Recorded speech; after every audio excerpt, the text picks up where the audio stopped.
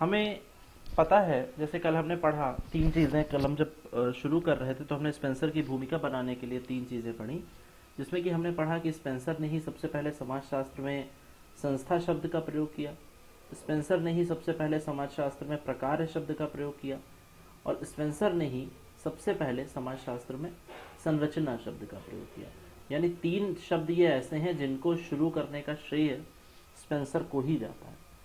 और स्पेंसर इसलिए भी इम्पोर्टेंट हो जाते हैं क्योंकि कहीं ना कहीं समाजशास्त्र की सबसे फेमस जो स्ट्रीम है, सबसे फेमस जो पर्सपेक्टिव है समाजशास्त्र का, जिसको कि फंक्शनलिज्म कहते हैं, जिसको कि हम हिंदी में प्रकारवाद कहते हैं, जो कि सबसे फेमस पर्सपेक्टिव है समाजशास्त्र का, उसको शुरू करने का श्रेय हर्बर्ट स्पेंसर को ही जाता है। लिखा भी हुआ है, देखो यहाँ पर, कि इन्हें ही प्रकारवाद का आदि पुरुष माना जाता है। तो प्रकारवाद का आदि पुरुष कौन है?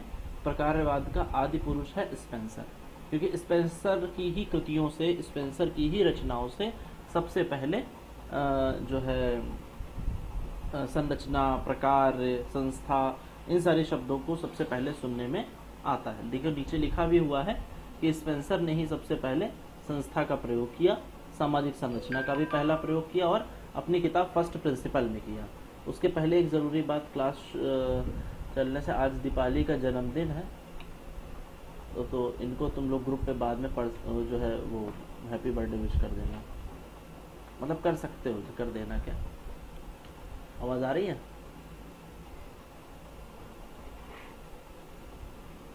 जी सर, हैप्पी बर्थडे वो दीपाली। बाद में अभी नहीं, हैप्पी बर्थडे दीपाली। बाद में कर देना। तो थैंक यू। सामाजिक संरचना का भी सबसे पहला प्रयोग इन्होंने किया। आगे देखते हैं कि प्रकारवाद का, इसीलिए हम ऐसा मानते हैं कि फंक्शनलिज्म के फाउंडर जो है, जो प्रकारवाद की शुरुआत जिन्होंने करी, वो हर्बर्ट स्पेंसर है। मज़े की बात यह थी कि स्पेंसर का जन्म हुआ सोचिए 1820 में, यानी वही कॉम्ट के आसपास। कॉम्ट अगर 1818 में पैदा हुए तो स्पेंसर 1820 में जन्म हुआ स्पेंसर का।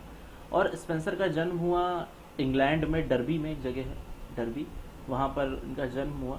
और अपने समकालीन समाजशास्त्रियों जैसे कि TR. Malthus, Charles Darwin, Adam Smith, ऐसे तरह के बड़े बड़े जो विद्वान उस समय के हो रहे थे, उन पर उनका प्रभाव स्पेंसर पर काफ़ी पड़ा। काफ़ी उन्होंने, स्पेंसर ने उनको काफ़ी जो है एडमायर किया। और मज़े की बात ऐसी थी कि ये जो प्रभाव पड़ा, ये कुछ ऐसा प्रभाव पड़ा कि स्पेंसर ने जो चार्ल्स डार्विन थे, चार्ल्स डार्विन की जो थियरी थी, जिसको कि हम सर्वाइवल ऑफ द फिटेस्ट कहते हैं, जिसको कि हम जो है वो क्या बोलते हैं उसको, सावयव का सिद्धांत जिसको हम कहते हैं, ऑर्गेनिज्म का सिद्धांत कहते हैं, है ना। तो उसको इन्होंने एक बहुत, वो इन्हें बड़ी फेमस हुई, बहुत पसंद आई, और उसको इन्होंने एज इट इज़ उठा करके सोशियोलॉजी पर अप्लाई कर दिया। एज इट इज़ इन्होंने उनकी वही सिद्धांत को समाजशास्त्र पर लागू कर दिया। और ये चार्ल्स डार्विन से इतना ज़्यादा प्रभावित हुए, इतना ज़्यादा प्रभावित हुए कि कई बार स्पेंसर को ही चार्ल्स डार्विन का बुलडॉग कह दिया जाता है। ये तो चार्ल्स डार्विन के बुलडॉग हैं। अब ये हिंदी में कहो तो ज़्यादा बुरा लग सकता है कि इनका चार्ल्स डार्विन का कुत्ता है, तो ज़्यादा बुरा लगेगा। भाषाई चमत्कार है, तो उसी के कारण इनको जो है चार्ल्स डार्विन का बुलडॉग कहा जाता है। और ये इसलिए कहा जाता है क्योंकि इन्होंने और कुछ नहीं किया, पूरे डार्विन की जितनी भी चीज़ें थी, जो डार्विन का जितना भी काम था, उसको इन्होंने एज इट इज़ समाज पर अप्लाई कर दिया। बहुत ध्यान से चीज़ों को सुनना। तो इन्होंने एज इट इज़ उसको समाज पर अप्लाई कर दिया, और इन्होंने कहा कि समाज भी एक सावयव के समान है। तो ये कई बार प्रश्न बन जाता है कि किसका मानना है कि समाज एक जो है सावयव के समान है, किसका मानना है कि society is like a organ, human organ. तो ये जो है डार्विन का मानना था, और डार्विन से यही थियरी उधार लेकर के या फिर इसी थियरी की कॉपी करके इन्होंने प्रिंसिपल्स ऑफ सोशियोलॉजी में, जो फर्स्ट प्रिंसिपल किताब थी, उसमें इन्होंने सबसे पहले ये सारी बातें बताई। अच्छा, अब हम लोग कॉम्ट पढ़ रहे थे तो हम बार बार एक बात आ रही थी कि कॉम्ट भी समाजशास्त्र को एक विज्ञान बनाना चाहते हैं, समाजशास्त्र को एक विज्ञान बनाना चाहते हैं।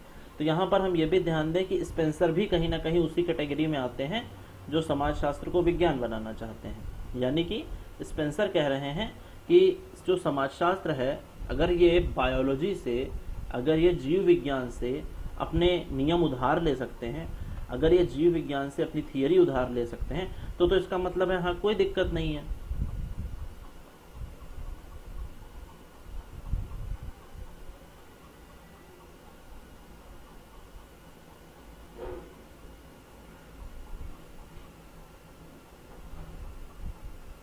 ठीक है, तो इसका मतलब कि यही है।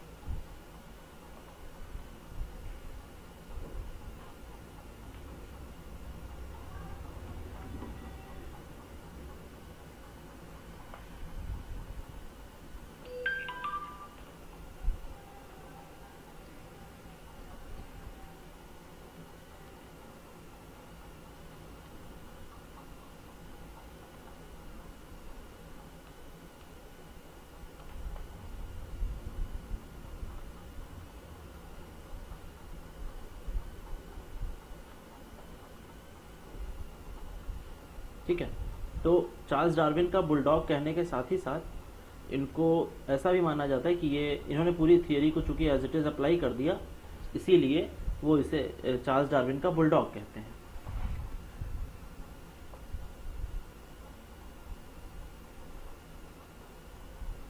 और बुलडॉग इसलिए क्योंकि जाहिर सी बात है क्या आपके यहाँ चली गई थी? पूरे सिद्धांत को इन्होंने एज इट इज कॉपी कर दिया। और जब पूरे सिद्धांत को एज इट इज कॉपी किया तो वहां पर एक बड़ी पॉपुलर इस बात के लिए भी हुआ क्योंकि उस टाइम जीव विज्ञान जैसा विषय जो कि नेचुरल साइंस के बारे में चर्चा कर रहा था, जो कि प्राकृतिक विज्ञानों की बात कर रहा था, उसको इन्होंने उठा करके एज इट इज सोशियोलॉजी पर लगा दिया। अब लोगों को लगा हाँ यार बात तो ठीक हो रही है, कहीं ना कहीं समाजशास्त्र में इस तरह की बात। सुनिए तो हाँ इतनी देर से क्या बोल रहे थे आप, समझ में नहीं आया, फिर आप लेफ्ट नहीं समझ में आया क्या बोल रहे थे। अच्छा, इसके पहले कुछ भी समझ में नहीं आया? अरे मतलब लेफ्ट होने के पहले बात किया मतलब यही तब नहीं 1 से पूछा। 1.5 मिनट के बीच की ना? जी हाँ वो ठीक है, उसकी कोई बात नहीं, उतना ऐसा कुछ नहीं बताया। तो यानी कि जो डार्विन थे उसका उनका स्क्रीन भी विजिबल नहीं है। हाँ स्क्रीन को zoom कर देते हैं। असल तो वो जो है इन्होंने काफी इस बारे में बताया। अच्छा, अब कॉम्ट के बाद स्पेंसर दूसरे व्यक्ति थे जो कि ऐसा मान रहे थे कि समाज में भी अगर हम चाहें तो कहीं ना कहीं नेचर के नियम लगा सकते हैं, इसीलिए समाजशास्त्र को विज्ञान मानना उचित होगा। अब इससे एक प्रश्न क्या बनता है, कई बार पूछ लिया जाता है समाजशास्त्र को विज्ञान मानने के समर्थन में कौन कौन था। अब उसमें उन्होंने जो है पैरेटो दे दिया, और उसमें उन्होंने ये स्पेंसर दे दिया, कॉम्ट दे दिया, और उसमें उन्होंने सोरोकिन दे दिया। तो अगर तब उसमें आपको ऑड वन आउट करना पड़ेगा, यानी इनमें से विषम कौन सा है। ये प्रश्न आते हैं ना कि विषम संख्या को जो है पता लगाइए, तो जो भी ऑप्शन उसमें ऐसा है जो कि समाजशास्त्र को विज्ञान नहीं बनाना चाहता है, उसको आपने वहां पर से हटा देना है। ठीक है, तो हमने आपको बताया कि स्पेंसर उस टाइम के काफ़ी और मैंने कल ही बताया था कि स्पेंसर की किताबें इतनी ज़्यादा फेमस हुई, यानी स्पेंसर की वो प्रतियां इतनी ज़्यादा बिकी, इतनी ज़्यादा फेमस हुआ स्पेंसर का लिखना कि शॉर्टेज होने लगी। उस किताब के कई सारे संस्करण निकालने पड़े, लगभग 17-18 संस्करण तो एक साल के अंदर निकल गए। तो जैसे कि कॉम्ट बात कर रहे थे, उसी तरीके से कहीं ना कहीं स्पेंसर भी समाजशास्त्र को एक मल्टी डायमेंशनल बनाना चाहते थे। यानी मल्टी डायमेंशनल क्या है कि समाजशास्त्र केवल एक जगह बंध करके ना रहे, बल्कि अलग अलग पर्सपेक्टिव और अलग अलग डायमेंशंस की भी स्टडी करे। और इसके लिए स्पेंसर ने अपने जो सर्वाइवल ऑफ द फिटेस्ट की थियरी है, सोसाइटी के से रिलेटेड जो थियरी बताई इन्होंने, उसमें इन्होंने काफ़ी अलग अलग पक्षों का स्टडी किया। स्पेंसर का मानना था कि समाज के सभी तत्व सजीव और निर्जीव उद्विकास के नियमों से संचालित होते हैं। अच्छा, मज़ेदार बात यह है कि जब डार्विन का प्रभाव पड़ा तब इनको हर जगह हर थियरी में इनको वही कहीं ना कहीं दिखने लगा कि हाँ मामला है क्या वास्तव में। तो सबसे पहली बात तो यह है कि स्पेंसर ने जिस सिद्धांत की बात करी उस सिद्धांत को सावयव का सिद्धांत ही कहा जाता है, यानी ऑर्गेनिज्म जिस सोशल ऑर्गेनिज्म, सामाजिक सावयव। कई बार प्रश्न पूछा जाता है कि समाज की तुलना सावयव से किसने की, तो उसका आंसर आप स्पेंसर ही लगाइएगा। तो एक स्पेंसर का मानना था कि समाज में जितनी भी चीज़ें हैं, चाहे वो मैंने कहा था ना कि परिवर्तन तो हो ही रहा है, चाहे वो पॉजिटिव हो और चाहे वो नेगेटिव हो, चाहे वो दिखाई दे या चाहे ना दिखाई दे, चाहे वो चीज़ सजीव हो चाहे वो चीज़ निर्जीव हो। तो यानी कि जब ये बात है, जब दोनों में ही प्रकृति के नियम लग रहे हैं, जब दोनों में ही परिवर्तन हो रहा है, तो इसका मतलब उद्विकास जैसी प्रक्रिया वहां पर भी देखने को मिलेगी। अब उद्विकास का मूल नियम क्या है? विभेदीकरण और एकीकरण। ये बड़ी इंपॉर्टेंट लाइन है। यानी उद्विकास का सबसे पहला काम क्या है? विभेदीकरण और एकीकरण। इसमें कई बार हम समझते हैं कि उद्विकास का मतलब सिर्फ एक विकास है, लेकिन ऐसा नहीं है। उद्विकास का मतलब है कि सिंपल टू कॉम्प्लेक्स। कल ही हमने बात करी थी कि सिंपल टू कॉम्प्लेक्स और over a time, over a long period of time, over a long period of time, यानी कि लंबे समय तक ये चीज़ें चलेंगी और काफ़ी लंबे समय तक हमें ये देखने को मिलेगा कि हाँ यार, बात तो जो हो रही है वो इस संदर्भ में हो रही है कि हाँ परिवर्तन आ रहा है, दिखाई नहीं दे रहा है, वो एक अलग बात हो सकती है, लेकिन परिवर्तन तो वहाँ पर हो ही रहा है। और इसीलिए स्पेंसर ने सामाजिक संरचना के संदर्भ में इस उद्विकासीय क्रम की स्टडी करी। स्पेंसर कहते हैं कि जैसे जैसे विभेदीकरण बढ़ता है, यानी पहले तो हर चीज़ एक स्ट्रक्चर्ड होती है ना, पहले तो बहुत ज़्यादा सिंपल होती है तो उसमें कोई दिक्कत नहीं, लेकिन धीरे धीरे जैसे उसकी संरचना का विकास होता है उसमें विभेदीकरण बढ़ता जाता है, यानी उसमें डिफ्रेंसिएशन बहुत ज़्यादा हो जाता है। पहले जो है फॉर एग्जांपल पहले कपड़े कितने तरीके के चलते होंगे भाई, एक कुर्ता पैजामा जो है लड़के पहनते होंगे, कुर्ता धोती लड़के पहनते होंगे और महिलाएं साड़ी वगैरह पहनती होंगी। आजकल 100 तरीके के कपड़े हैं पहनने के लिए। तो यानी जैसे जैसे समाज आगे बढ़ेगा धीरे धीरे जटिल होता जाएगा। पहले लोग केवल काव्य में बातें करते थे, गा करके कविताओं में बातें करते थे। स्क्रीन फिर नहीं दिख रही है क्या? आपको दिख रही है? ठीक है। तो पहले लोग तो केवल गा गा के बातें करते थे, काव्य में बातें करते थे, लेकिन आज आप देखते हैं इमोजीज में बातें करते हैं। यानी समाज क्या हो रहा है? धीरे धीरे जटिल होता जा रहा है, पहले से बहुत सरल नहीं रह गया है, अब समाज बहुत ज़्यादा जटिल हो गया है। और जैसे जैसे समाज जटिल हो रहा है, ऐसी बात नहीं कि ये समाज के लिए गलत है, जैसे जैसे समाज जटिल हो रहा है असमानता बढ़ेगी, लेकिन साथ ही साथ इसमें अंतर्निर्भरता और संबद्धता भी बढ़ती जाती है। यानी कि जब भी हम बात करेंगे एवोल्यूशन की, तो उसमें क्या दो चीज़ें क्या बढ़ेंगी? पहली चीज़ तो उसमें बढ़ेगी असमानता, और दूसरी चीज़ अंतर्निर्भरता, यानी इंटरडिपेंडेंसी। वो सारी संरचनाएं समाज की, सारी संस्थाएं समाज की एक दूसरे पर निर्भर है। मैंने आपको एग्जांपल बताया था ना, ये एक अगर स्ट्रक्चर है तो इसका ये वाला गियर और ये वाला गियर दोनों आपस में इंटरडिपेंडेंट है, यानी इन दोनों गियर में से अगर कोई गियर भी रुकेगा तभी भी समाज पे दिक्कत ही पैदा होगी। अच्छा, आगे क्या लिखा हुआ है? लिखा है कि समाज प्रारंभ में तो सरल थे, होते धीरे धीरे जटिल होते गए, नई नई संस्थाओं का उदय होता गया जिससे जटिलता बढ़ती गई। अच्छा, स्पेंसर क्या है? स्पेंसर मैंने अभी आपको बताया कि प्रकारवाद का समर्थन करते हैं, और जो व्यक्ति प्रकारवाद का समर्थन करेगा, एक बात तो बिल्कुल जान लो कि वो यथास्थिति को समर्थन करेगा, क्योंकि प्रकारवाद का मतलब होता है कि समाज में कोई भी चीज़ फालतू नहीं है, जो भी चीज़ जैसी चल रही है उसको वैसे ही चलने दो, उसमें कुछ बदलो नहीं भैया, जो चीज़ें जैसी चल रही हैं उनको ठीक उसी प्रकार चलने दो। तो अब जब स्पेंसर प्रकारवादी थे तो स्पेंसर कैसे इसको बदल देते? स्पेंसर का भी मानना था कि समाज में अगर कोई दिक्कत आ रही है तो आप बस उसको धीमे से चेंज करिए, लेकिन आप ज़्यादा उसको परिवर्तन करने की कोशिश मत करिए, जो चीज़ जैसे चल रही है उसको वैसे ही चलने दिया जाए, उसमें कोई चेंज ना किया जाए, यानी यथास्थिति में जो जैसा है उसको वैसे ही रहने दिया जाए। उन्होंने किसी भी प्रकार के क्रांतिकारी परिवर्तन से होने वाले बदलाव का विरोध किया। ध्यान दें इस बात को, उन्होंने किसी भी प्रकार के क्रांतिकारी परिवर्तन से, यानी कोई भी चीज़ जो कि रैपिड है, रेडिकल है और पूरी संरचना को बदल रहा है, रेवोल्यूशनरी है, तो उससे ये कहते हैं भाई हमको बड़ा परहेज है। क्यों परहेज है? क्योंकि ये हैं आपके प्रकारवादी। तो जब प्रकारवादी हैं तो उनको तो दिक्कत होगी ही होगी, इसीलिए वो रेवोल्यूशनरी चेंज का जो है विरोध करते हैं। अब आइए हम, सबसे इम्पोर्टेंट तो है इनका एवोल्यूशन की थियोरी, है ना, यानी कि theory of evolution. Theory of evolution क्या है? जैव उद्विकास का सिद्धांत। अब उद्विकास, जैसा कि मैंने आपको बताया, एक सिंपल सा प्रश्न, मनोज जी बताइएगा कि भाई हमारे घर के बगल में एक प्लॉट खाली है, हम रोज उसमें कूड़ा फेंकते हैं, है ना, हम रोज उसमें कुछ ना कुछ कूड़ा फेंकते हैं, धीरे धीरे साल में, 10 साल में, 20 साल में उस प्लाट में एक ऊंचा सा टीला बन गया। क्या हम इसे उद्विकास कह सकते हैं? नो सर, नहीं कह सकते। ठीक है, क्यों नहीं कह सकते इसमें? क्योंकि सिस्टमेटिक अरेंजमेंट नहीं है वो। सिस्टमेटिक, पहली बात तो ये सिस्टमेटिक अरेंजमेंट नहीं है। और दूसरी जो बात सबसे बड़ी हमें दिख रही है कि उसकी संरचना भी विकसित होगी या नहीं होगी इस बात की। अब भाई मान लो हम कूड़ा फेंकना बंद कर दें तो संरचना वहीं रुक जाएगी, या वहां की बजाय कहीं और फेंकना शुरू कर दें, वहां बनने लगेगा। लेकिन उद्विकास के साथ क्या होता है, उद्विकास में कोई भी चीजें सतत चलती रहती हैं, लगातार चलती रहती हैं, जैसी चल रही हैं वैसे ही चलेंगी, लंबे समय तक चलेंगी। और जो संरचना बनती है उनका कोई ना कोई उद्देश्य होता है, ठीक है ना।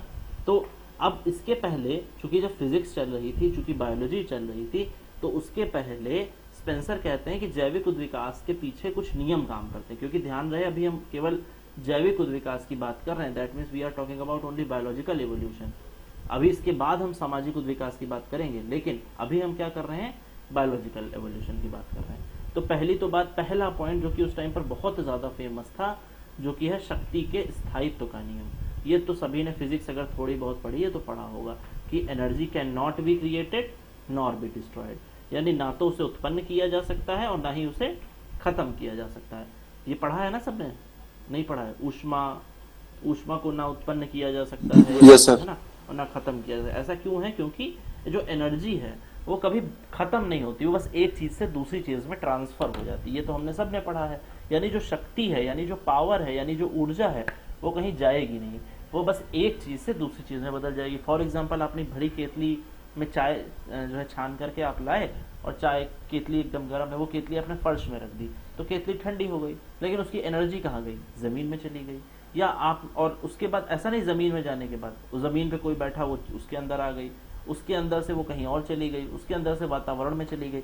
यानी वो जो शक्ति थी या ऊर्जा थी या ऊष्मा थी, वो कहीं खत्म नहीं हो गई, बल्कि वो सिर्फ क्या कर रही है, अपने आप को बदल रही है। अच्छा, दूसरी चीज, दूसरा पॉइंट, ये पॉइंट समझ में आ गया होगा, यानी शक्ति के अविनाशी होने का नियम, सॉरी, शक्ति के स्थायित्व का नियम। यानी शक्ति क्या है, बहुत ज्यादा स्थायी है, वो बिल्कुल भी बदलेगी नहीं। दूसरी चीज है पदार्थ के अविनाशी होने का नियम, यानी जो मैटर है, जो हमारा मैटर से हमारा मतलब जो, जिसे हम हिंदी में द्रव्य कहते हैं, है ना, तो जो हमारा द्रव्य है, जिसको द्रव्यमान आप लोगों ने फिजिक्स में पढ़ा होगा, मास, तो जो पदार्थ के अविनाशी होने का नियम, यानी पदार्थ जो है, जो मैटर है, वो कभी खत्म नहीं होगा, वो बस एक से दूसरे में, दूसरे से तीसरे में, तीसरे से चौथे में चेंज होता जाएगा, वो कभी भी खत्म नहीं होगा, ठीक है। तीसरा नियम क्या है, गति की निरंतरता, यानी भले हम धीमे धीमे चलें, लेकिन फिर भी हम लगातार गति कर रहे हैं, लगातार आगे बढ़ रहे हैं। ऐसा नहीं है कि रुके हुए हों एक दिन को। गति की निरंतरता, आपका एक ह्यूमन बॉडी है, आप जिस दिन 0 मंथ से आप जन्म लिया था, आपने अब माँ के गर्भ से जन्म लिया जिस दिन हम लोगों ने, क्या उसके बाद से विकास की प्रक्रिया किसी दिन रुकी है? नहीं रुकी है। अच्छा, कैसे नहीं रुकी? धीरे धीरे हाथ पैर बढ़े, धीरे धीरे जो है लंबाई बढ़ी, धीरे धीरे वजन बढ़ा, अब कभी कम हो रहा है, कभी ज्यादा हो रहा है, कभी लंबे हो रहे हैं, कभी छोटे हो रहे हैं। तो यानी कि गति की निरंतरता लगातार चल रही है। जो स्पीड है, जो मोशन है, एक, अच्छा, एक नियम, अब देखो सारे फिजिक्स के ही नियम लग रहे हैं। दूसरा फिजिक्स का नियम आपने पढ़ा होगा, जो न्यूटन का पहला लॉ है, जिसको कि हम जड़त्व का नियम कहते हैं, जिसे इंग्लिश में मोमेंट ऑफ इनर्शिया कहते हैं, ठीक है। क्या कहते हैं न्यूटन भाई साहब? न्यूटन भाई साहब कहते हैं कोई भी चीज तब तक गतिशील रहेगी या तब तक स्थायी रहेगी जब तक कि उस पर कोई बाहरी बल न लगा दिया जाए। ये तो सबने पढ़ा हुआ है। अब हमने देखा कोई चीज रखी हुई है, क्या वो अपने आप हिलेगी? नहीं हिलेगी। कब तक नहीं हिलेगी? जब तक आप उसे ना हिलाएं। अच्छा, कोई भी चीज चल रही है तो कब तक चलती रहेगी? जब तक आप उसे ना रोकें। यानी जो जैसा चल रहा है वो लगातार वैसा ही चलता जाएगा। मेरी आवाज आ रही है ना साहब? अच्छा, केवल 3 लोग ही बचे, तो ये Yes, sir. बहुत डिमोटिवेटिंग लगा कि सिर्फ 3 लोग ही क्यों बचे। खैर, तो कहाँ पढ़ते हैं हम? कि मैटर जो है लगातार कभी खत्म नहीं होगा, वो बस एक दूसरे में ट्रांसफर होगा। और तीसरी बात, मोमेंट ऑफ एनर्जी, यानी गति की निरंतरता, वो कहीं रुकेगा नहीं, वो बस लगातार चलता जाएगा। जब तक भाई आप साइकिल चला रहे हैं, मान लो एकदम खूब तेज स्पीड में ला रहे हैं, तो अगर आप पैडल मारना बंद कर दें तो साइकिल रुक जाती है। क्यों रुक जाती है? क्योंकि हवा लगातार आपको, आपकी स्पीड को स्लो करती रहती है। और अंतरिक्ष में वही आपके ऊपर, आप हल्का सा इंसान को ऐसे उंगली टच करते हैं और दूर उड़ता हुआ चला जाता है ऐसे। तो ऐसा क्यों? क्योंकि वहां पर रोकने के लिए कुछ नहीं है, निर्वात है, वैक्यूम है। तो यानी गति की निरंतरता जो होती है, ये भी एक उद्विकास के लिए काम करती है। भाई जब आप आम की गुठली को जिस दिन बोते हैं, उसी दिन से उसमें प्रक्रिया शुरू हो जाती है, उसी दिन में उसमें से पेड़ निकलना शुरू हो जाता है। ऐसा तो है नहीं कि आप आम बोते हैं फिर किसी दिन मन किया तो बढ़ा, मन किया तो नहीं बढ़ा, ऐसा तो नहीं है। गति लगातार निरंतर चलती रहती है। ठीक है। अच्छा, चौथा पॉइंट है सरलता से जटिलता का नियम, यानी सिंपल से complex, simple to complex.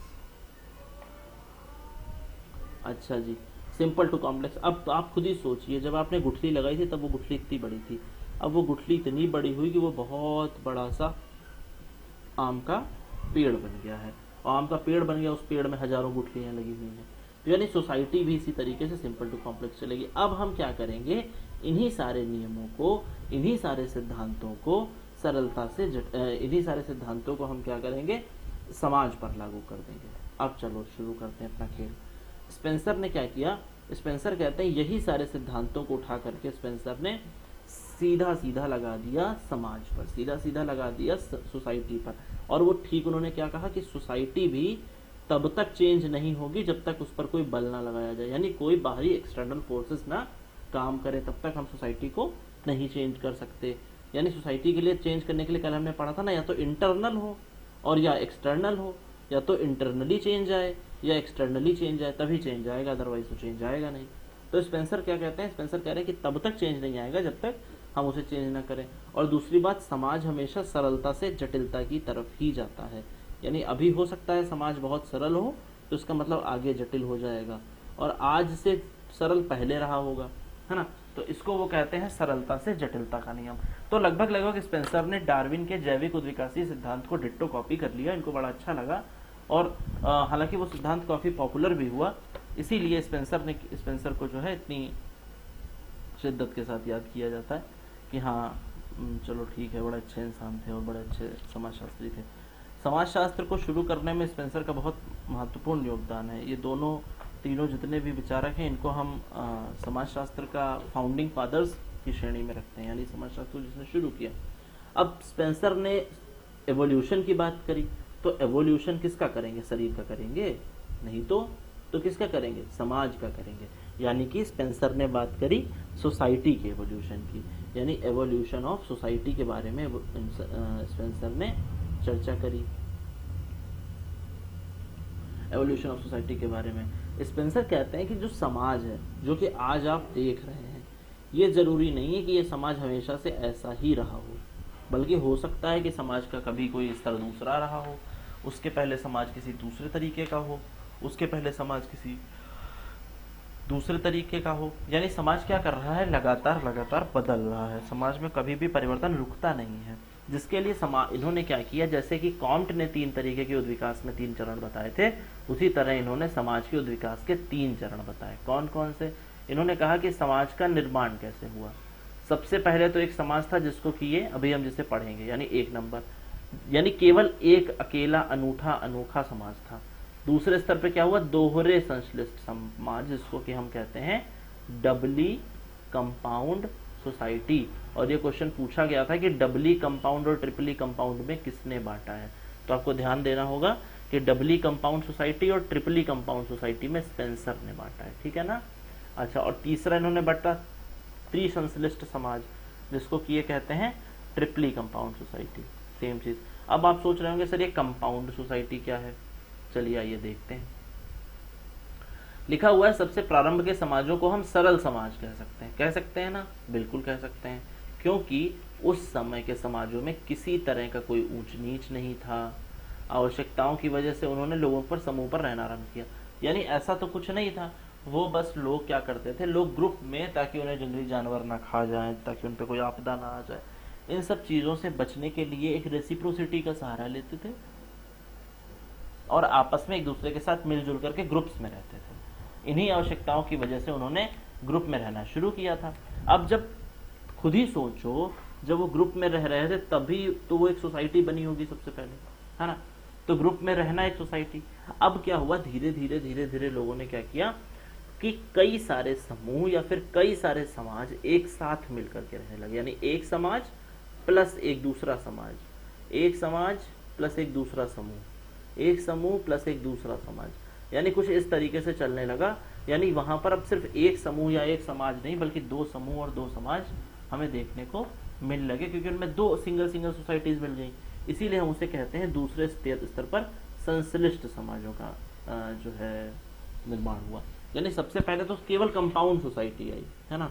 Compound society क्या है, जिसमें कि हो सकता है कई लोग साथ मिलकर के रहने लगे हों, कई लोग हो सकता है सब एक दूसरे के साथ में जो है अच्छे तरीके से रहते हों, है ना।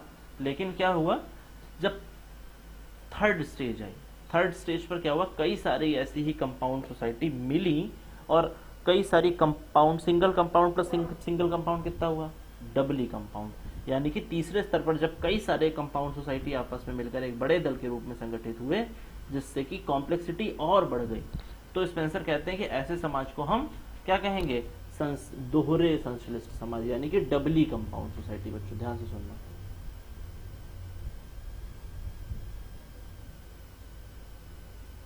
ऐसे समाज को स्पेंसर कहते हैं कि हम दोहरे संश्लिष्ट समाज कहेंगे, यानी कि डबली कंपाउंड सोसाइटी। अब सबसे पहले क्या हुआ, एक सोसाइटी है, फिर एक कॉम्प्लेक्स सोसाइटी हुई, तो एक सोसाइटी और एक कॉम्प्लेक्स सोसाइटी मिलकर के क्या बनाई, डबली कंपाउंड सोसाइटी। अब लेकिन अच्छा ऐसा हो क्यों रहा है, ये भी तो सोचो, क्योंकि उद्विकास तो लगातार चल रहा है, उद्विकास तो रुक ही नहीं रहा। तो जब उद्विकास रुक नहीं रहा तो एक कभी सिंगल रहा होगा, कभी सिंगल रहा होगा, तो अब जो है डबल भी तो होगा।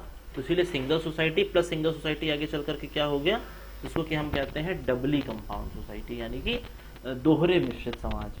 अच्छा, अब जब दोहरे मिश्रित समाज के बारे में हमने बात कर ली, तो दोहरे मिश्रित समाजों के बाद आता है तीसरी संश्लिष्ट समाज, यानी कि ट्रिपली कंपाउंड। जब कई बड़े बड़े दलों को मिलाकर जिस वृहद समाज का निर्माण किया जाता है, जिसने एक राज्य का रूप ले लिया, जिसे कि त्रिसंश्लिष्ट समाज कहा गया। अब क्या हुआ, वैसे तो आप जानते हैं कि कस्बे की पॉपुलेशन लगभग 5000 होनी चाहिए, लेकिन क्या 5000 ही होती है, 10,000 लोग रह रहे हैं उसमें। और ऐसा कैसे रह रहे हैं, इसी तरीके से रह रहे हैं। यानी कि कई दल क्या हुआ, आपस में मिल गए और उन्होंने कहा कि हम जो है एक हमारा समुदाय है, हमारा एक समाज। जैसे जब हम क्षत्रिय लिखते हैं तो क्षत्रिय में बहुत सारे क्षत्रिय आते हैं, जब हम ब्राह्मण्स लिखते हैं तो उसमें ब्राह्मण्स में बहुत सारे ब्राह्मण्स आते हैं। तो यानी कि एक ऐसी सोसाइटी का निर्माण किया गया जिसमें एक से अधिक लोग साथ में रहते थे, जिसमें कि एक से अधिक लोग साथ में एक दूसरे के रह रहे थे, जिसे कि हमने ट्रिपली कंपाउंड सोसाइटी कह दिया। और यही ट्रिपली कंपाउंड सोसाइटी आगे चल करके एक स्टेट बनता है और स्टेट के लिए जो है काम करता है। अच्छा, मजे की बात यह है कि यहाँ पर अगर हम राज्य की बात को आगे बढ़ाएं तो स्पेंसर दो तरीके के राज्यों के बारे में बात करते हैं। हम बहुत जल्दी तो नहीं पढ़ा रहे हैं। No sir. अच्छा, नो सर, ठीक है, ठीक है। ठीक है। तो स्पेंसर यहाँ पर क्या करते हैं, स्पेंसर यहाँ पर दो तरीके की सोसाइटी की बात करते हैं। पहला तो वो कहते हैं पुलिस स्टेट, और दूसरा वो कहते हैं वेलफेयर स्टेट। तो वेलफेयर स्टेट और पुलिस स्टेट यहाँ पर समझ लेते हैं। पुलिस स्टेट क्या होता है, पुलिस स्टेट ऐसी राज्य की अवधारणा होती है जहाँ पर पुलिस जो है बल का प्रयोग ज्यादा करती है अपनी बात मनवाने के लिए, और उसे हम पुलिस स्टेट कहते हैं। यानी कि पुलिस राज्य, पुलिसिया राज्य, जो भी आप कहें। तो पुलिस स्टेट का मतलब ही यही है कि वहां पर जो है बल के द्वारा जनता को शासन किया जाता है, यानी कि बल के द्वारा जनता पर शासन किया जाता है। तो जहां जनता पर बल के द्वारा शासन किया जाता है उसे हम पुलिस स्टेट कहते हैं। लेकिन स्पेंसर कहते हैं कि नहीं भाई, यहाँ पर क्या है, दूसरे तरीके का स्टेट कैसा है, वेलफेयर स्टेट, यानी कि कल्याणकारी राज्य। तो जैसे कि निबंध आता नहीं, भारत एक कल्याणकारी राज्य है, लिखिए। तो है ना, भारत एक कल्याणकारी राज्य कैसे है, तो इसका मतलब ये हुआ कि वो पुलिस स्टेट नहीं है, यानी वो अपना काम कराने के लिए बल का प्रयोग नहीं कर रहा है, वो आपको समझाएगा, कन्विंस करेगा। तो जो आपका जो वेलफेयर स्टेट है, वेलफेयर स्टेट का जो मतलब होता है यानी कि कल्याणकारी राज्य, जिसमें कि जनता की बात की जाती है, जिसमें कि जनता को कोई कष्ट न पहुंचे, इस बात का ध्यान सरकार भी रखती है और जनता का भी ये नैतिक कर्तव्य होता है। आगे देखते हैं।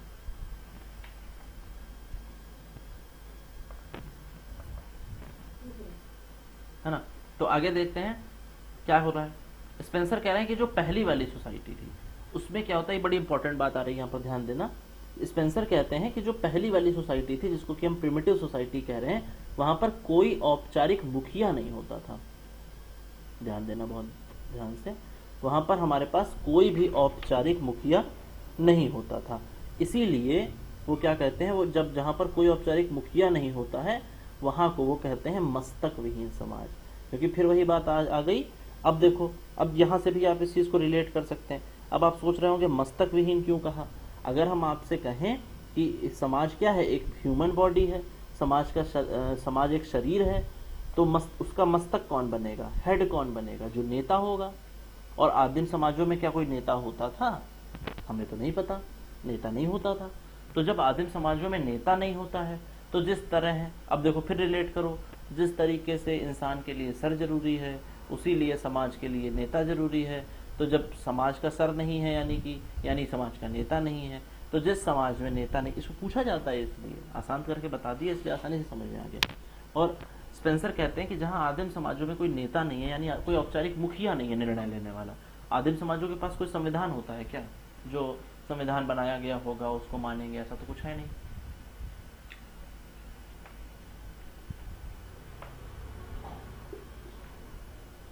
तो उनके पास कोई संविधान नहीं होता।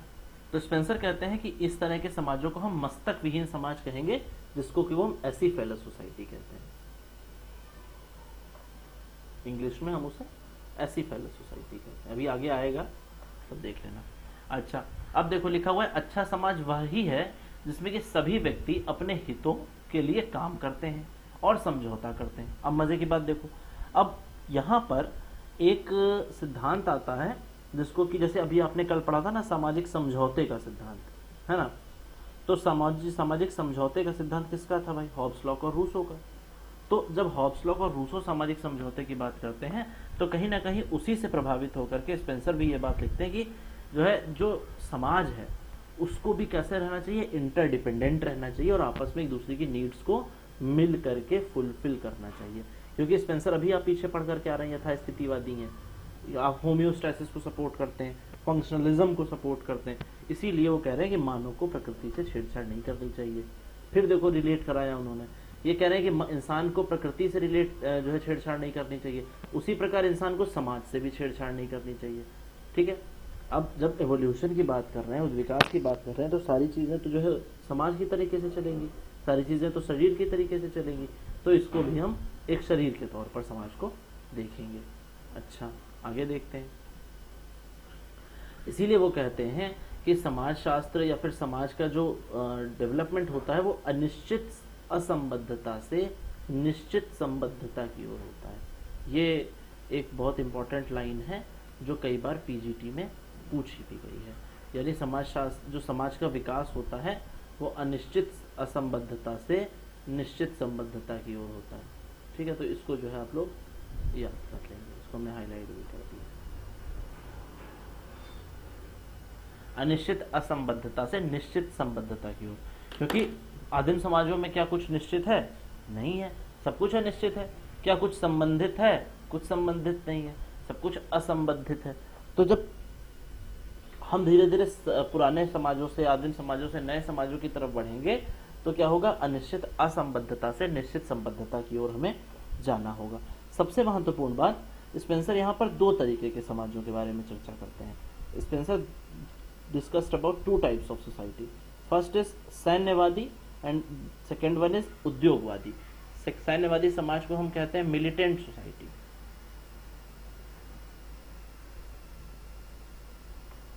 और दूसरे को हम कह रहे हैं इंडस्ट्रियल सोसाइटी। बहुत इंपॉर्टेंट क्वेश्चन है, सारे ध्यान से सुनो। यानी मिलिटेंट सोसाइटी और इंडस्ट्रियल सोसाइटी, यानी पहला समाज कौन सा है? सैनिक समाज है। सैन्यवादी ही कह सकते हैं, सैनिक भी कह सकते हैं। कोई बार क्वेश्चन पूछा भी गया है कि सैनिक समाज और औद्योगिक समाज में किसने बांटा। तो स्पेंसर यहाँ पर दो तरीके की सोसाइटी की बात करते हैं। एक तो मिलिटेंट सोसाइटी कौन सी होगी? अच्छा, इस टाइम पर कौन सी सोसाइटी है? मिलिटेंट है कि इंडस्ट्रियल है? इंडस्ट्रियल। इंडस्ट्रियल है। इंडस्ट्रियल क्योंकि हम सभी लोग यहाँ पर एक दूसरे से इंटरकनेक्टेड हैं, इंटरडिपेंडेंट हैं। जिस तरीके से एक ऑर्गन चलता है, जिस तरीके से एक इंसान चलता है, सारा कुछ मिलजुल करके, उसी तरीके से समाज में भी आजकल हमें यही देखने को मिलता है। अच्छा, अब जब दो तरीके के समाज बता दिए तो जो हम एसिफेलस सोसाइटी की बात कर रहे थे वो हमें कहाँ देखने को मिलेगा? वो हमें देखने को मिलेगा मिलिटेंट सोसाइटी में, यानी कि सैनिक समाजों में, क्योंकि वहां पर कोई औपचारिक मुखिया नहीं है, जिसे हम मस्तक विहीन समाज कह रहे थे भाई, वो कहाँ देखने को मिलेगा? सैन्यवादी में ही तो मिलेगा, क्योंकि वहां पे कोई औपचारिक मुखिया नहीं है। इसीलिए स्पेंसर आगे कहते हैं, चलिए देखते हैं। अब देखो स्पेंसर कह रहे हैं, स्पेंसर ने जो इनकी थियरी है, सावयवी सिद्धांत है, जिसे कि वो कह रहे हैं कि कुछ इसमें इंपॉर्टेंट चीज बताते हैं। उनका मानना था कि समाज एक जीव है। अब ध्यान से सुनना, अगर क्वेश्चन आए समाज एक जीव है तो उसका आंसर स्पेंसर है। अगर क्वेश्चन आए कि समाज एक देवता है तो उसका आंसर दरखाइन है। ये एक्स्ट्रा में डाल दिया करो ताकि कभी कुछ क्वेश्चन आए तो याद आ जाए। समाज एक देवता है, ये कहा है दरखाइन ने। और इसमें वो कुछ चीजों के बारे में बताते हैं। स्पेंसर कुछ चीजें बताते हैं, जैसे कहते हैं कि आकार के बढ़ने के साथ जटिलता भी बढ़ती है। अब जाहिर सी बात है, जब कोई चीज अपनी प्योर फॉर्म में होगी तब उसमें जटिलता थोड़ी बढ़ेगी। जैसे जैसे वो चीज बड़ी होगी तो धीरे धीरे क्या होगा, उसमें जटिलता आएगी, उसमें धीरे धीरे कॉम्प्लेक्सिटी आएगी। जैसे जैसे उसका साइज बढ़ेगा, जब तक साइज छोटा है तब तक तो कोई दिक्कत ही नहीं है, लेकिन जैसे जैसे उसका साइज बड़ा होगा उसकी कॉम्प्लेक्सिटी भी धीरे धीरे बढ़ती जाएगी। आगे देखते हैं। अगला है विभेदीकरण और विभाजन बढ़ जाता है। जाहिर सी बात है, जब आप जितना ज़्यादा प्योर फॉर्म में होते हैं कोई विभेदीकरण नहीं है, कोई अलग अलग चीज़ नहीं है, लेकिन जैसे जैसे आप समाज विकसित होता है वैसे वैसे समाज में विभाजन भी बढ़ जाता है। ठीक है। अच्छा, दूसरी बात क्या बता रहे हैं? दूसरी बात कह रहे हैं कि प्रत्येक जीव में अलग अलग इकाइयाँ होती हैं, यानी कि प्रत्येक जीव में क्या है, अलग अलग इकाइयाँ हैं। अब किसी की इकाई कुछ काम कर रही है, किसी की इकाई कुछ काम कर रही है, यानी कि हर एक तरीके के समाज में हर एक तरीके की इकाइयाँ होती हैं। अच्छा, अब फिर सिमिलरिटी देखो कि दोनों में जब जीवन समाप्त हो जाता है, यानी कि चाहे समाज हो और चाहे शरीर हो, दोनों में जब जीवन समाप्त हो जाता है तो दोनों की मृत्यु हो जाती है। ये थोड़ा सा टेक्निकल पेज है। इसमें क्या टेक्निकल है? वो कह रहे हैं कि जब समाज समाप्त हो जाएगा, यानी समाज कैसे समाप्त होगा भाई? समाज के लोगों का जब नैतिक पतन हो जाएगा, जब समाज धीरे धीरे जो है गर्त की तरफ जाने लगेगा, तो समाज की भी मृत्यु हो जाएगी। और उसी तरीके से इंसान के, अगर ह्यूमन बॉडी की आप केयर नहीं करेंगे तो ह्यूमन बॉडी की मृत्यु हो जाएगी। हम क्यों स्पेंसर को प्रकारवादी कह रहे हैं? इसीलिए तो कह रहे हैं क्योंकि स्पेंसर नहीं चाहते कि उस समय कुछ भी बदले या समाज में कोई भी परिवर्तन आए। इसीलिए स्पेंसर कह रहे हैं कि अगर दोनों ही चीज़ों में जीवन समाप्त हो जाएगा तो समाज की भी मृत्यु हो जाएगी और जो है इंसान की भी मृत्यु हो जाएगी। आगे देखते हैं। अब देखो कितनी बढ़िया लाइन बताई इसमें, कितना बढ़िया अच्छी लाइन बताई। लिखा है मस्तिष्क जैसे मनुष्य को नियंत्रित करता है वैसे ही संस्थाएं समाज को नियंत्रित करती हैं। अब पूरे शरीर में मस्तिष्क का काम क्या है? मस्तिष्क का काम है समाज जो है इंसान को नियंत्रित करना, कहाँ जाना है कहाँ नहीं जाना, ये सब कौन बताता है? संस्थाएं तो बताती हैं। उसी तरीके से समाज को कहाँ जाना है कहाँ नहीं जाना ये कौन बताता है? संस्थाएं बताती हैं। इसीलिए समाज शास्त्र में संस्थाओं के अध्ययन पर इतना ज़्यादा बल दिया जाता है कि क्योंकि संस्थाएं ही वो चीज़ें हैं, संस्थाएं ही वो नियमों का संकलन है जो कि आपको क्या करना है और क्या नहीं करना है इस बारे में बताती हैं। ठीक है, तो संस्थाओं का सबसे पहला काम क्या है? समाज को नियंत्रण करना। ठीक है, अब जो समाज ऐसी फैलस होगा, यानी जिसमें मस्तक विहीन समाज होगा, जिसमें औपचारिक मुखिया नहीं होगा, वहाँ पर कोई संस्था होगी? कोई संस्था नहीं होगी। परिवार होगा? नहीं होगा। विवाह होगा? नहीं होगा। धर्म होगा? नहीं होगा। तो जब परिवार नहीं है, विवाह नहीं है, धर्म नहीं है, तो फिर संस्थाएं कहाँ गई? और जब संस्थाएं नहीं हैं तो कोई मुखिया नहीं है, और जब मुखिया नहीं है तो यानी कि समाज में नियंत्रण के साधन जो है वो नहीं है, और इसीलिए वो समाज जो है बहुत ज़्यादा स्टेबल, बहुत ज़्यादा स्टैब्लिश्ड समाज नहीं होता है। यहाँ तक बात एकदम क्लियर है, कोई दिक्कत तो नहीं है। जितना भी ऊपर स्पेंसर पढ़ाया है इसमें कोई भी कंफ्यूजन हो तो पहले तो यहाँ रुक के पूछ लेते हैं।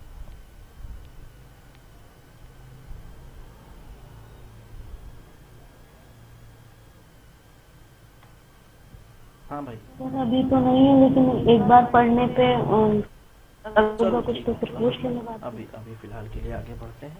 यहाँ तक हमें नहीं लगता किसी को कोई दिक्कत है। चलिए, अच्छा अब देखो यहाँ पर वो कह रहे हैं, ये तो हालांकि बहुत एक्स्ट्रा हो जाएगा, बस सुन लेना एक बार। यहाँ पर वो कह रहे हैं कि सावयवी सिद्धांत जो है हमारा, इसमें हम समाज के 3 प्रकार के अंग होते हैं। कौन कौन से? पहला तो कह रहे हैं समर्थनकारी व्यवस्था। समर्थनकारी व्यवस्था यानी जो समाज को समर्थन करेगी, समाज को सपोर्ट करेगी,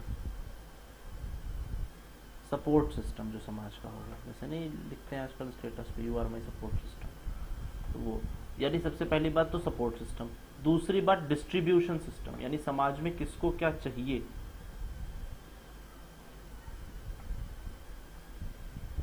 डिस्ट्रीब्यूशन सिस्टम। और तीसरी बात कंट्रोलिंग सिस्टम। ये तीन तरीके के सिस्टम हैं जो कि, क्योंकि बार बार मैं कह रहा हूँ समाजशास्त्र में प्रकार्यवाद इन्होंने ही शुरू किया, तो जब प्रकार्यवाद शुरू किया तो प्रकार्यवाद की भैया तो बेसिक लड़ाई ही यही है कि समाज में कुछ बदले ना, समाज एकदम मजे में चले। तो जब समाज मजे में कैसे चलेगा, जब सारी संस्थाएं अपना अपना काम करेंगी। इसीलिए स्पेंसर कह रहे हैं कि हमारे समाज में तीनों तरीके की व्यवस्थाएं होनी चाहिए। समर्थनकारी जो कि समाज को समर्थन प्रदान करें, वितरणकारी यानी जो समाज के डिस्ट्रीब्यूशन सिस्टम को देखें, और तीसरा है नियंत्रणकारी यानी जो समाज पर रूल्स एंड रेगुलेशंस लगाएंगी। ठीक है, जैसे कि वो कंट्रोलिंग सिस्टम कहते हैं। अच्छा, अब ये कंट्रोलिंग सिस्टम कैसे लगाएगा समाज, इसके लिए स्पेंसर 6 तरीके बताते हैं।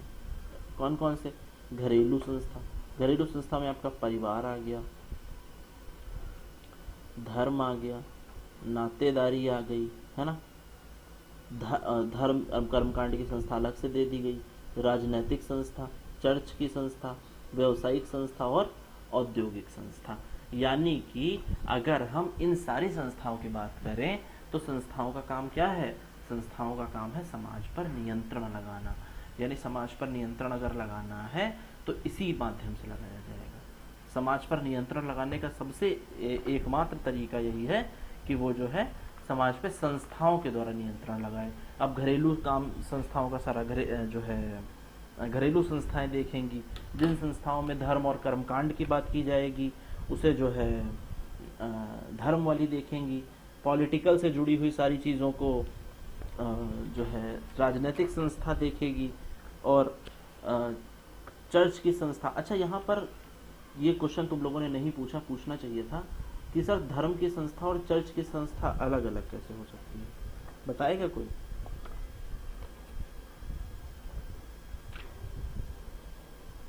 नहीं बताएगा। इसको ऐसे समझो कि जब धर्म की जो संस्था थी उस समय धर्म का काम अलग था और चर्च का काम अलग था।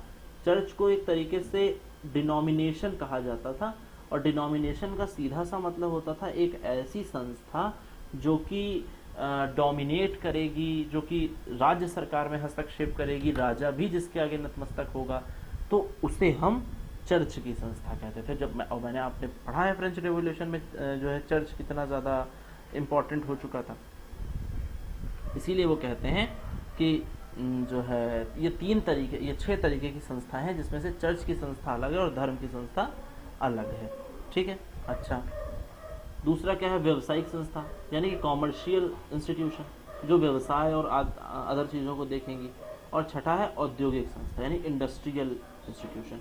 ये 6 तरीके की संस्थाओं के बारे में चर्चा करते हैं। अब सिंपल सा क्वेश्चन आपसे पूछा जाएगा, किसने 6 तरीके की संस्थाओं के बारे में बात करी है? और ये कोई बहुत बड़ी बात नहीं, आपके नोट्स में लिखा हुआ है, स्पेंसर ने 6 प्रकार की संस्था की चर्चा की है। तो बस आपको क्या करना है? रिवीजन करना है। अच्छा, दूसरी बात क्या है? स्पेंसर ने अभी आपने पढ़ा कि 2 तरीके की सोसाइटीज़ के एवोल्यूशन की बात करी, जिसमें कि वो सिंपल सोसाइटी और सिंपली कंपाउंड, डबली कंपाउंड और ट्रिपली कंपाउंड, है ना। ये 3 तरीके की सोसाइटीज़ के बारे में बात करते हैं। भाई सबसे पहले सिंपली कंपाउंड आएगा, फिर डबली कंपाउंड आएगा, फिर ट्रिपली कंपाउंड आएगा, और फिर धीरे धीरे धीरे धीरे जटिल समाज की संरचना बढ़ती जाएगी। अब सोचो ये केवल एक समाज है, फिर यहाँ पे 2 हुए, फिर यहाँ पर 3 हुए, फिर 4 हुए, 5 हुए, 6 हुए, 7 हुए, 8 हुए। तो जितने समाज जुड़ते जाएंगे सामाजिक संरचना उतनी जटिल होती जाएगी, और सामाजिक संरचना जितनी जटिल होती जाएगी तो क्या होगा? समाजशास्त्र में उतना ही ज़्यादा अध्ययन करने का मटेरियल निकलेगा। ठीक है। अच्छा, इसीलिए अब चूंकि डार्विन के सिद्धांत को हम लोग देख रहे हैं, इन्होंने इतना ज़्यादा कॉपी किया, इसीलिए इनके सिद्धांत को क्या कहा जाता है? Social Darwinism. याद रखेंगे, सोशल डार्विनिज्म। ठीक है। और इसी में सोशल डार्विनिज्म के या इस पूरे चैप्टर के अंतर्गत आपको ये भी ध्यान रखना है कि स्पेंसर ने जो है सिंपली कंपाउंड डबली कंपाउंड तो बताया है, लेकिन ये क्या है, ये समाज का उद्विकास कैसे हुआ, जैसे कि कॉम्ट कहते हैं ना 3 चरणों में हुआ, उसी तरीके से ये कहते हैं ऐसे ऐसे हुआ। यानी पहले लोग अकेले रहते थे, फिर 2 लोग साथ में रहना शुरू किए, फिर 2 लोग और 1 लोग, वो उन्होंने कहा तुम भी इधर आ जाओ, 3 लोग हो गए, फिर 3 लोगों में से 1 और बच रहा था तो उन्होंने कहा तुम भी इधर आ जाओ, और फिर ये सारे लोग मिलके एक ग्रुप बन गए। फिर जब एक ग्रुप बन गया तो उन्होंने कहा एक ग्रुप ये है, एक ग्रुप ये है, तो उन्होंने कहा तुम दोनों ग्रुप आओ हमारे साथ आ जाओ। तो जो इस तरीके से धीरे धीरे धीरे धीरे विकास होना प्रारंभ हुआ, तो लंबे समय तक विकास चला, उसको क्या हमने कहा, उसको हमने कह दिया उद्विकास। ठीक है, अच्छा, तो उसी लिए उसके बाद स्पेंसर ने उद्विकास की 3 स्टेजेस भी बताई, वो भी आप जल्दी से देख लीजिए।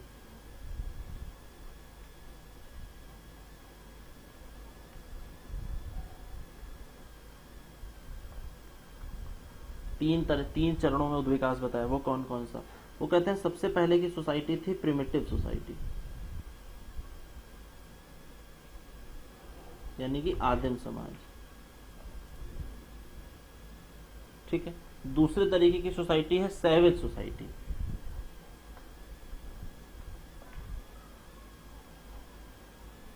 सैवेज सोसाइटी यानी कि जंगली समाज। और तीसरे तरीके की सोसाइटी बताते हैं इंडस्ट्रियल सोसाइटी। अच्छा, क्या हम लोग एकदम से इंडस्ट्रियल सोसाइटी पे पहुंच गए होंगे? बिल्कुल नहीं। कभी तो हम लोग प्रिमिटिव में रहे होंगे, कभी तो हम लोग सैवेज में रहे होंगे, और कभी आज हम लोग इंडस्ट्रियल में रह रहे हैं। यानी ये जो उद्विकास का सही क्रम है, यानी ये जिस तरीके से धीरे धीरे एवोल्यूशन हो रहा है, उसको ये क्या कह रहे हैं, उसी को ये इन्होंने 3 स्टेजेस में बांटा, जिसमें कि इसे ये प्रिमिटिव सोसाइटी, सैवेज सोसाइटी और इंडस्ट्रियल सोसाइटी। अब यहाँ पर एक बात जो इम्पोर्टेंट है, जैसे कि मैंने कहा कि सिंपली कंपाउंड, डबली कंपाउंड, ट्रिपली कंपाउंड, तो ध्यान रहे वो चीज़ें इन्होंने सामाजिक उद्विकास के आधार पर बताई, जबकि समाज के 3 प्रकार इन्होंने समाज में 3 विभाजन करके बताया। ठीक है, यहाँ तक बात क्लियर है?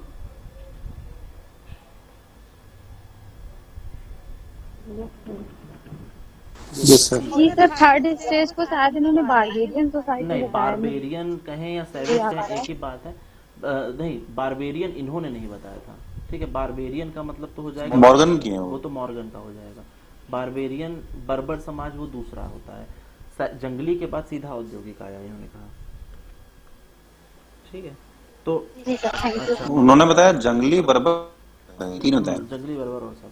अच्छा, तो अब इसके बाद हमने क्या देखा, हम देख रहे हैं कि भाई इन्होंने जो कुछ मोटी मोटी चीज़ें रह गई वो हम जल्दी से बता देते हैं। इन्होंने इतनी सारी चीज़ें तो बताई ही बताई, साथ ही साथ इन्होंने क्या बताया, इन्होंने कहा कि ये जो समाज है इसमें लगातार परिवर्तन आता रहता है, हम उस चीज़ को अडॉप्ट करें, क्योंकि फिर बात आई, ये कौन है, फंक्शनलिस्ट हैं, प्रकारवादी हैं, परिवर्तन नहीं चाहते। और जब परिवर्तन नहीं चाहते तो क्या करेंगे, प्रकारवादियों का काम क्या है, जल्दी बोलो। टालकट पार्सन्स क्या करते हैं भाई, एडेप्टेशन करते हैं कि नहीं, अनुकूलन करते हैं ना जी, एजिल। एजीएल मॉडल पढ़ा है। तो जब टालकट पार्सन्स अनुकूलन करते हैं तो वो कह रहे हैं कि जब अनुकूलन हम करेंगे तो अनुकूलन तभी तो कर पाएंगे जब हमारे अंदर अनुकूलन करने की शक्ति होगी। तो इसीलिए वो कह रहे हैं कि अनुकूलन करो, और अगर अनुकूलन नहीं कर पाओगे भैया, है ना, अगर अनुकूलन नहीं कर पाओगे तो क्या होगा, तो समाज तुम्हें जीने नहीं देगा। जिसके लिए फिर चलो चलते हैं डार्विन के पास। जिस तरीके से डार्विन ने लिखा अपनी पुस्तक ओरिजिन ऑफ स्पीसीज में, ये तो पता होगा सबको, बहुत बेसिक किताब है, डार्विन की बुक आई थी जिसका नाम था ओरिजिन ऑफ स्पीसीज, नोट कर लो, ओरिजिन ऑफ स्पीसीज। ठीक है, ओरिजिन ऑफ स्पीसीज में ये बताते हैं कि डार्विन की बुक है ये, स्पेंसर की मत लिख देना, ये चार्ल्स डार्विन की है।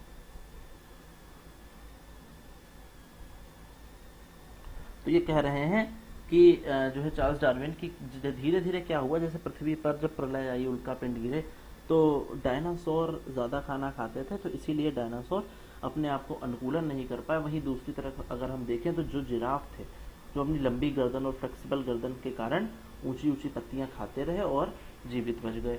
इसी तरीके से समाज में भी क्या होता, अब देखो फिर स्पेंसर की तरफ चलते हैं। भाई ने जो शुरू में कहा कि डार्विन का बुलडॉग कहा जाता है, ऐसे ही थोड़ी कह दिया, इन्हीं सब चीज़ों के कारण कहा जाता है। अब ये फिर इन्होंने स्पेंसर ने इस बात को भी उठा लिया। स्पेंसर कह रहे हैं कि हाँ, इसी तरीके से अगर समाज में भी लगातार परिवर्तन आते रहते हैं, इसी तरीके से समाज में भी हमेशा कुछ ना कुछ चेंजेस होते रहते हैं, और वो चेंजेस कई बार अच्छे होते हैं, कई बार बुरे होते हैं, लेकिन जैसे भी होते हैं समाज का एकमात्र काम क्या होना चाहिए, उन चेंजेस के साथ अनुकूलन करना, उन चेंजेस के साथ एडप्टेशन करना। तो जब अगर हम उन चीज़ों के साथ एडप्टेशन करते हैं तब तक तो ठीक है, लेकिन जो लोग उसके साथ एडप्टेशन नहीं कर पाते वो लोग नहीं रह जाते हैं समाज में, और समाज उनको जीने के अवसर छीन लेता है। और इसी थियरी को स्पेंसर की या डार्विन की survival of the fittest theory कहा जाता है। ये कई बार पूछी गई है, यानी कि योग्यतम की उत्तरजीविता।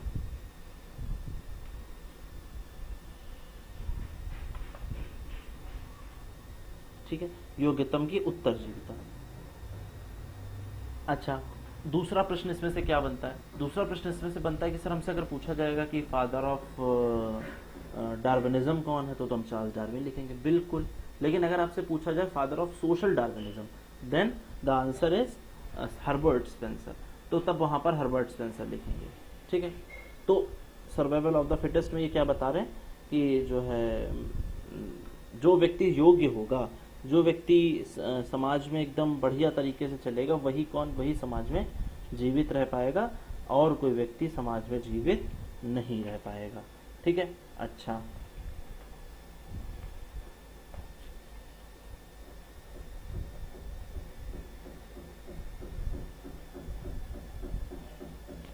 ठीक है, आगे देखते हैं। तो योग्यतम की उत्तरजीविता हो गई। दूसरी चीज, जब अभी हम ये राज्य पढ़ रहे थे, तो हमने दो तरीके के राज्य पढ़े थे। एक तो हमने पढ़ा पुलिस स्टेट, जिसमें कि हम बात कर रहे थे बल के प्रयोग द्वारा नियंत्रण की। दूसरा हमने पढ़ा वेलफेयर स्टेट, जिसमें कि हम लोगों के कल्याण की बारे में बात कर रहे थे। अब यहाँ पर एक परिभाषा पिछले कुछ सालों से बड़ी फेमस हो गई है, अक्सर पूछी जाती है कि राज्य की, वो हालांकि तो वो राज्य की परिभाषा है, लेकिन वो परिभाषा ऐसी आती है कि सबसे बेहतर राज्य वो है जो अपनी जनता में सबसे कम हस्तक्षेप करे। The best government is those who minimum interference to their population, यानी जो अपनी जनता को या फिर जो अपने लोगों को, अपने जो उसके लोग हैं उसके नीतियों में, उनके समाज में सबसे कम हस्तक्षेप करती है, वही सबसे बढ़िया सरकार है। अच्छा, सरकार अभी हर दिन आपसे कहिए क्यों ले रहे हो, अच्छा एसी क्यों खरीदा भैया, ये बिजली का बिल इतना क्यों आ रहा, तो आप कहोगे यार पैसा लो ना, काहे दिमाग खाए हो। तो यानी कि सरकार, अच्छी सरकार कौन सी है, जो आप में हस्तक्षेप ना करे। वहीं से स्पेंसर के समय पर ही एक चीज निकलती है। अच्छा, एक किताब भी लिख लो, चलो, स्पेंसर की है, जिसका नाम है the man versus state. The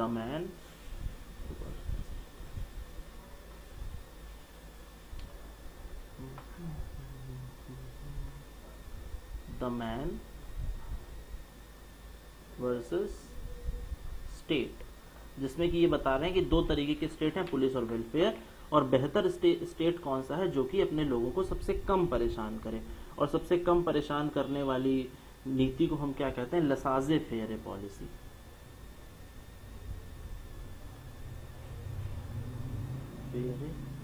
policy,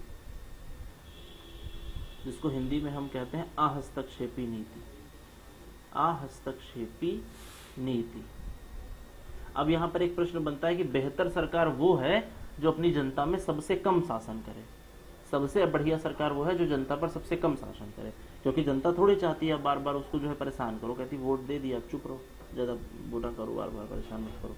तो इसीलिए जो दूसरी बात ये बता रहे हैं अपनी पुस्तक द मैन वर्सेस स्टेट में, वो ये है कि जनता सरकार वो अच्छी है जो समाज पर सबसे कम शासन करे, या समाज पर सबसे मिनिमम एटलीस्ट जो है काम वो शासन करे, वो समाज सबसे बढ़िया है, जिसको कि हम हिंदी में अहस्तक्षेपी नीति भी कहते हैं।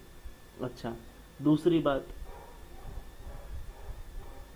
एक और, ये किसने कहा है कि सबसे स्पेंसर ने, वो है जो अपनी जनता पर सबसे कम शासन।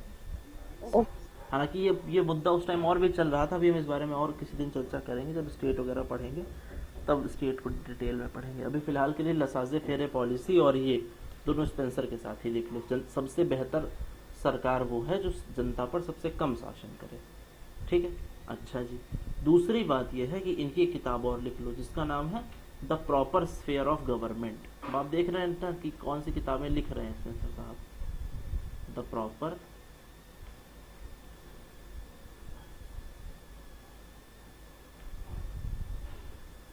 Sphere of government. ठीक है, ये हो गई। बाकी ये किताब आपको फर्स्ट प्रिंसिपल इनकी याद ही है। एक दूसरी किताब इनकी लिख लीजिए, तीसरी, यानी जिसका नाम है द एवोल्यूशन ऑफ सोसाइटी।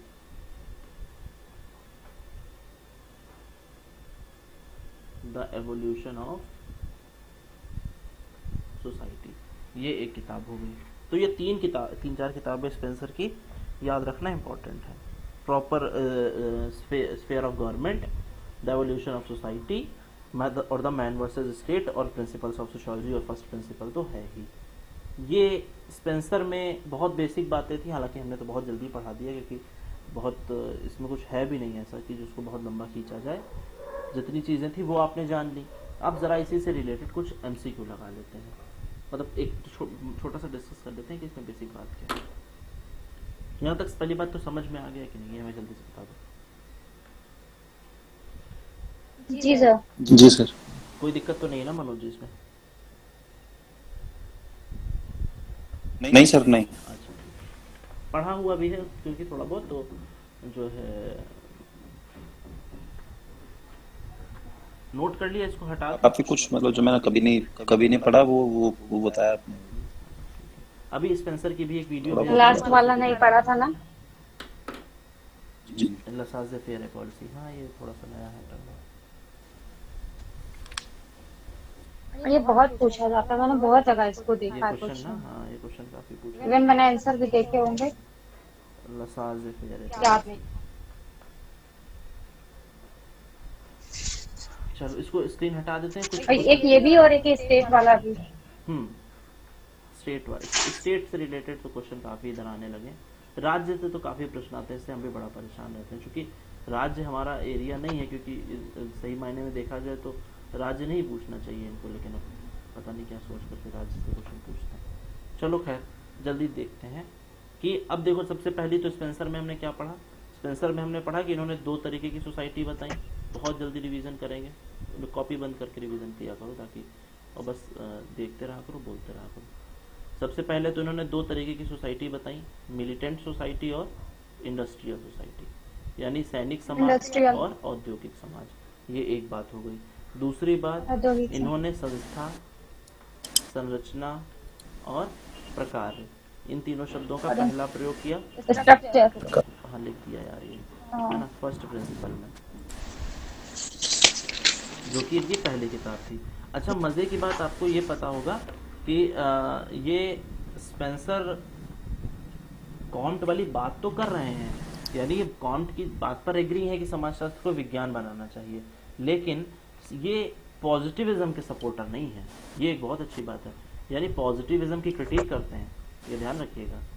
ये जो हमारे स्पेंसर भाई साहब हैं, ये पॉजिटिविज्म के आलोचक हैं, पॉजिटिविज्म की क्रिटिक करते हैं। इनका कहना है कि ये जो आप कह रहे हैं ऑब्जर्वेशन क्लासिफिकेशन, ये मतलब सिर्फ जो है ऐसा नहीं है कि हम सिर्फ विज्ञानों का वर्गीकरण कर दें और जीवज अजीवज में कर दें तो हम बन जाएंगे, बल्कि ऐसा नहीं है। यानी जो हमारी प्रक्रिया है, हमको उस पूरी प्रक्रिया को ही बदलना पड़ेगा और कहीं ना कहीं विषय वस्तु भी ऐसी उठानी पड़ेगी जो वैज्ञानिक हो।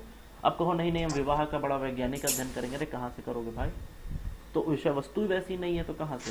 तो हमें सबसे पहले क्या करना पड़ेगा, उन चीज़ों का अध्ययन करें जो कि वास्तव में जिनका वैज्ञानिक अध्ययन संभव है। दूसरी चीज़ हमने पढ़ी कि समाज की जो विकासीय परंपरा है वो सिंपल टू कॉम्प्लेक्स में चलती है, सरल से जटिल की तरफ चलती है ना।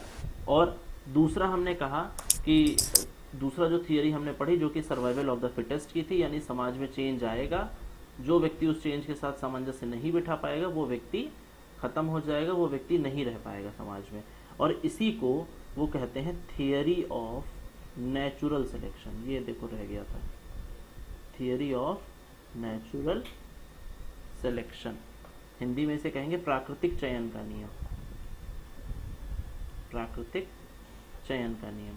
यानी प्रकृति क्या करती है, अपने आप ही फिट लोगों को सेलेक्ट कर लेती है, जो अनफिट होते हैं उन्हें कहती है तुम भागो यहाँ से, तुम्हारी धरती पर कोनो जरूरत नहीं है। तो यानी सर्वाइवल ऑफ द फिटेस्ट की जो थियरी है उसी को इसमें आगे जब ये बताते हैं तो थियरी ऑफ नेचुरल सिलेक्शन कहते हैं, यानी प्रकृति अपने लोगों को खुद ही चयन कर लेती है। ये बात आपने पढ़ी। दूसरी बात आपने पढ़ा कि जो है दूसरी बात आपने पढ़ी कि जो है ये स्ट्रक्चर वगैरह हो गया, सर्वाइवल ऑफ द फिटेस्ट हो गया। अच्छा, दूसरा आपने पढ़ा कि समाज जो है एक सावयव के समान है ना। समाज कैसा है, एक शरीर के समान है जिसको कि वो सावयव कह रहे हैं। समाज एक सावयव के समान है, ये बात स्पेंसर कह रहे हैं। अच्छा, एवोल्यूशन की बात जो है सबसे पहले, सोशल एवोल्यूशन, बल्कि सोशल एवोल्यूशन की बात जो है ये स्पेंसर कर रहे हैं अपनी बुक्स में। अच्छा, और सबसे पहले व्यक्ति स्पेंसर ही थे भी जिन्होंने ऑर्गेनिक एनालॉजी की बात करी थी।